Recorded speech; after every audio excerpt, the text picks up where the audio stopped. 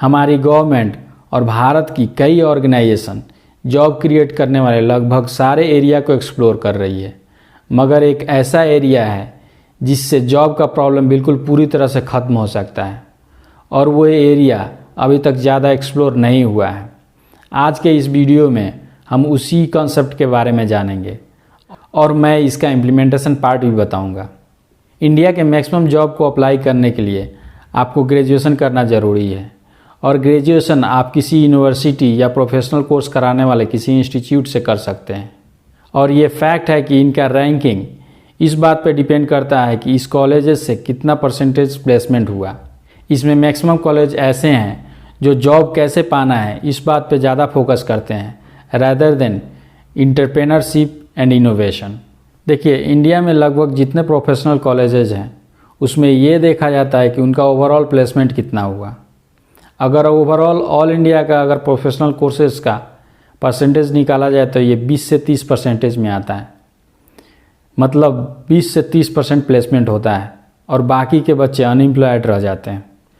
तो कंसेप्ट ये है कि ये 70% स्टूडेंट्स में से अगर 5 से 10% स्टूडेंट भी एंटरप्रेन्योर्स बन जाते हैं, जो बाकी के 5 से 10 बच्चों को भी अगर जॉब ऑफ़र दे देते हैं, तो हमारा अनएम्प्लॉयमेंट का प्रॉब्लम बिल्कुल पूरी तरह से ख़त्म हो जाएगा। अब आइए इसके इम्प्लीमेंटेशन पार्ट पे। हमें पता है कि सारे कॉलेजेस से एटलीस्ट 20 to 30% प्लेसमेंट हो ही जाता है, तो इसका मतलब है कि 70% लोग अनएम्प्लॉयड रहते हैं। अगर सारे कॉलेजेस में ये मैंडेटरी कर दिया जाए कि एटलीस्ट 5 to 10% आपको एंटरप्रेन्योर्स बनाने ही बनाने हैं, तो हमारा अनएम्प्लॉयमेंट का प्रॉब्लम बिल्कुल पूरी तरह से ख़त्म हो सकता है। क्योंकि ये 5 से 10% एंटरप्रेन्योर्स बाकी के 10 बच्चों को अगर प्लेसमेंट दे देते हैं तो हमारा प्लेसमेंट ऑटोमेटिक 100 से ऊपर जा सकता है। इसलिए मेरे सुझाव में गवर्नमेंट को एक ऐसा रूल बनाना चाहिए जैसे कि हर एक कॉलेज में इंक्यूबेशन सेंटर मैंडेटरी कर देना चाहिए, या फिर कोई ऐसा एक प्लेटफॉर्म होना चाहिए हर एक कॉलेज में जहां से एंटरप्रेन्योर्स निकल सकें। और सारे कॉलेज का रैंकिंग इस आधार पे होना चाहिए कि उस कॉलेज से कितने जॉब्स लगे प्लस कितने एंटरप्रेन्योर्स निकले। जॉब क्रिएट करने में इनोवेशन का बहुत बड़ा योगदान होता है। वैसे तो इंडिया इनोवेशन में पीछे नहीं है, मगर ये और भी आगे जा सकता है। ज़रा एक नज़र डालते हैं हमारे प्रीमियर इंस्टीट्यूट पे, जैसे कि IIT, IIMs। हमारे सारे प्रीमियर इंस्टीट्यूट के लगभग 50% बच्चे का प्लेसमेंट या तो विदेश हो जाता है, नहीं तो 1-2 साल के बाद वो विदेश चले जाते हैं।